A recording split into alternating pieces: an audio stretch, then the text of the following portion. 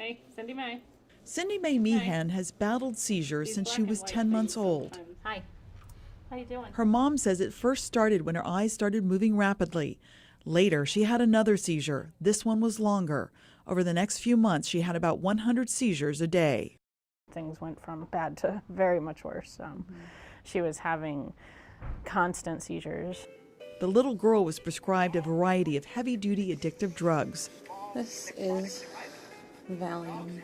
None of them worked. Every single one of them landed us in the hospital in respiratory arrest or in constant seizure activity. Cindy Mae has Dravet syndrome, a rare and severe form of epilepsy, a condition that does not respond to medication and leaves Cindy Mae's life in jeopardy and her quality of life severely diminished. Every seizure effectively turns off Cindy Mae's brain and has kept her from developing like other children. Desperate to ease her pain and save her life, her parents were ready to try something completely different and controversial. And it was about 23 anti-epileptic drugs later that we were considering this. We were basically out of options. The family living in Connecticut at the time got some medical marijuana from a friend and tried it on Cindy Mae. The outcome was nothing short of a miracle. She didn't have a seizure in 3 months. Phenomenal. Cindy Mae does not go seizure-free for a day, ever. But when the medical marijuana ran out, the seizures returned with a vengeance. So Cindy Mae's neurologist recommended that they move to Maine, where she could be legally treated this way. Now, the video we're about to show you right now is hard to watch, but it's crucial because it shows the rest of us what this little girl and her family go through and why medical marijuana is so important to them. In the video, Cindy Mae is having a grand mal seizure, and Cindy Mae's mom injects the marijuana into her daughter's mouth. It's a rescue medication developed from several different strains of medical marijuana, also known as cannabis. And this type of seizure causes loss of consciousness and violent muscle contractions. It stopped the worst part of the seizure, the intense shaking and tonic-clonic part of the seizure. It stopped within 15 seconds. Within 30 seconds, you can see her whole body just relax and take a deep breath. Family members take video of the seizures and how quickly the cannabis stops them to show Cindy Mae's doctors. The videos also show how well she recovers. Can you please me? Yes, I can hold you. This is Cindy Mae having a snack 30 minutes after a grand mal seizure. It was stunning. It was stunning to me that it worked so fast, but it was stunning to them as well. Until she began taking medical marijuana, Cindy Mae was having as many as 4 grand mal seizures and thousands of smaller ones every day. It's been phenomenal to stop Cindy Mae's seizures. She was having none of these myoclonic incidents except her little cluster in the morning. Meehan believes the key to the reduction in seizures are the compounds found in cannabis. The children are not getting high. We're seeing less cognitive and psychoactive effects using these cannabis preparations than we're seeing with traditional seizure medications. Cindy Mae is a patient of Dr. Dustin Sulak, who helps patients become certified for medical marijuana. Sulak says cannabis has dozens of compounds called cannabinoids, which can have positive medical benefits. Certain strains of marijuana can quiet the excessive electrical activity in the brain that causes seizures without making a patient feel stoned. Because of the devastating side effects from traditional medication, more parents are turning to cannabis. So I'd like to see cannabis preparations, especially as we start standardizing and testing these and perfecting the milligram dosing, I'd like to see that emerging as more of a first, second, or third line treatment instead of a last-ditch effort. But this isn't a happy ending. There are still roadblocks. Some of these sick children now using medical marijuana were patients of Dr. Thomas Reynolds, a pediatric neurologist with Maine Medical Center. It makes me want to prescribe it because it looks like it works. But Dr. Reynolds isn't ready to jump on the medical marijuana bandwagon. He still says there's no scientific evidence that says medical marijuana is effective in controlling epilepsy. While there are anecdotal reports about the benefits of using cannabis, there are lots of potential risks for children. You know, what are the effects of marijuana, whether it's cannabinoid or THC, on the developing brain, right? And you have to weigh that risk with what's the risk of the seizures. And here's the rub. Under federal law, marijuana is still illegal and classified in the same category with heroin and LSD, making it hard to get government approval for scientific studies. But the tide is starting to turn. Now, in the near future, young patients at this neurology practice may soon have the opportunity to participate in a clinical trial which is currently being overseen by the FDA. A pharmaceutical company in the United Kingdom has manufactured its own version of a cannabinoid, and it's testing it on different patients, including those who have Dravet syndrome and other rare seizure disorders. Another roadblock, there is no third-party lab in Maine to measure the amount of compounds in medical marijuana medications. Cindy May's medication is tested at a lab in Rhode Island and must travel with her when she travels to the same state to see her doctor. It's only that minute second that the car is crossing over the border that we're breaking the law, but I can't see any other way, and we aren't left with any other way. Susan cares about these laws, but she cares more about what she says is best for her daughter, especially when Cindy May is thriving for the first time in her young life. Look at that tail. I like it. That's a nice yellow tail. Another first, coloring pictures with a steady hand, something that was impossible with all the daily seizures. Now her family finally sees hope in her future, thanks to medical marijuana. She's gained weight. She's up to 85 pounds. When we moved to Maine, she was down to 65 pounds and was so fragile and so frail. Her strength is amazing. You know, she can run and hop.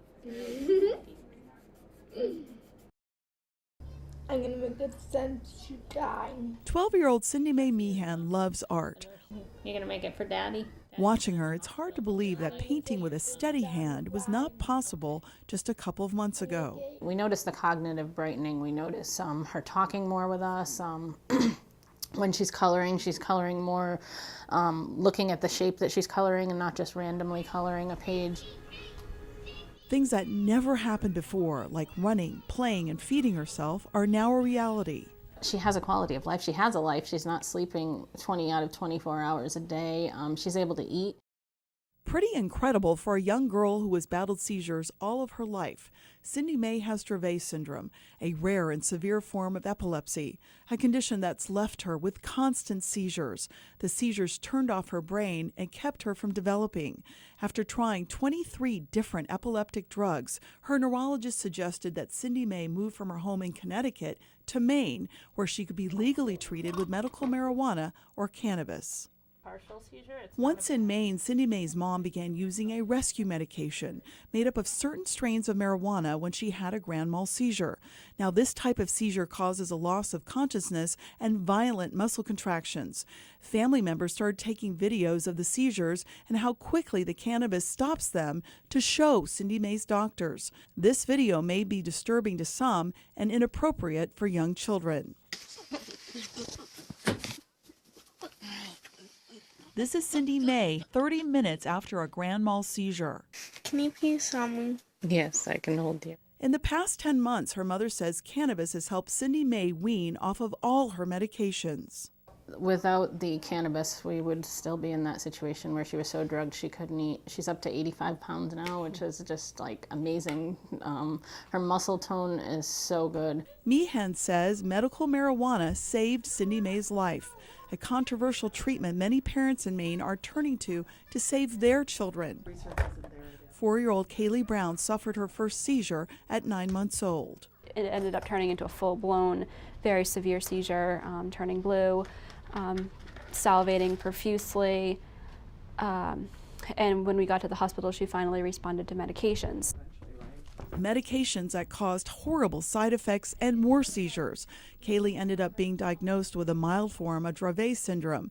She started Kaylee on cannabis and tried weaning her daughter off the medication. That landed the 4-year-old in a medically induced coma this past summer. Her daughter had to be transferred to Maine Medical Center. At the hospital, the neurologist on duty discovered that Kaylee was on medical marijuana and asked Brown if she had the drug with her. He says, well, I can't let you give it to her. And I'm like, okay. Knowing in my mind, I don't care what you say, I'm going to do what's best for my daughter. I come to the hospital to get her better, not to make her worse. Brown said the medical staff told her it was against hospital policy for her to administer medical marijuana to her daughter. And so I basically turned, the curtains and gave it to her. But it was scary because they could just walk right in, and I didn't want to, say just abruptly take the medications away because she needs it. It takes a long time to fine-tune the right dosage. Kaylee is a patient of Dr. Dustin Sulak, who helps patients become certified for medical marijuana. His office also has a certified lab that measures what's in the cannabis medications. So that could be literally a lethal situation in some cases. That's when the kid needs the cannabis the most and when they should be getting it in the hospital. And that's exactly what happened to a young girl who suffers from epilepsy. According to Dr. Zulak, her mother brought her here to Maine Medical Center a couple months ago after the girl suffered from some seizures. Her mother gave the hospital her daughter's medical marijuana so they could refrigerate it, but she says the hospital refused to return it to her. It wasn't until the mother threatened legal action against the hospital that she was able to get her medical marijuana back. Maine Medical Center issued a statement from the hospital's senior director of pharmacy. Maine Medical Center's policy prohibits the administration of marijuana to any patient by any means while the patient is within our facilities and under our care. Our federal license does not allow for marijuana classified by the Drug Enforcement Agency as a Schedule I controlled substance to be on the premises. According to Jeffrey Austin, the vice president of the Maine Hospital Association, it's a policy all hospitals in the state must follow because they're federally regulated and licensed. Austin says while the association sympathizes with families of sick children, medical marijuana must be left at the hospital door. We hope they don't hide it. I know if people have strong feelings that it helps their children, they may be tempted to do that, but you do run the risks that harm can occur, and that's a dangerous thing. While Maine is a legal state for medical marijuana, pot is classified in the same category with heroin and LSD, which are illegal under federal law. I mean, you have a state where Congresswoman Shelley Pingree supports taking marijuana off the list of dangerous drugs, but says there has been little movement in Congress to get it done. I would like to see more states, more hospitals pushing back on the federal government. I think you will find that the Justice Department won't come in and prosecute as many of those things. I obviously don't speak for them, I don't know, but I just think this is an area where they're going to start treading lightly. Gonna put some green beans on the plate for me? One state has pushed back. Rhode Island allows so-called home remedies, such as medical marijuana, to be administered in their hospitals. Meehan gave Cindy May cannabis at Hasbro Children's Hospital in Rhode Island in September as she was weaning off the last of her powerful anti-epileptic drugs. Brown, Meehan, and other parents have joined forces and are pushing for legislation that would force hospitals in Maine to allow them to give their children medical marijuana in the hospital. In the meantime, both parents say the hospital's policy put parents in a very difficult situation. Would I have to sneak giving her the medication and do it without telling them? Would I have to just object to their rule and give it to her anyway? And I'm not sure what the consequences of doing that would be. Brown says she would find a way to give her daughter medical marijuana if she ends up in the hospital again. To take away the only medication they're depending on, that's life-threatening. It's threatening their lives. And that's unacceptable.